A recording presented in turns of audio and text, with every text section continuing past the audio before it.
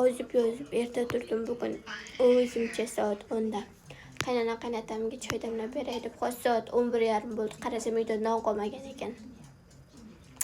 Sirazu 2 zola xamir qorib oldim-da. Mana shunaqa patir pishirib oldim. Hozir bu issiq. Sal sousni ko'rsataman sizlarga qanaqa bo'lib chiqqan. Skоворodkang yurmagan ekan deb kommentimda bir komment negativ tashlab ketmanglar. Kechasi somsa pishirgandim. Lekin non bilan choy ichishim kelyapti. Shunga patir pishirdim shunga. Kechasi idishlarimni yuvmay yotdim. Sababi charchagandim. Odam o'zini ham o'ylash kerak, to'g'rimi? Bular shunaqa gaplar. Keyingi patirimni pishirib olay, keyin gaplashamiz.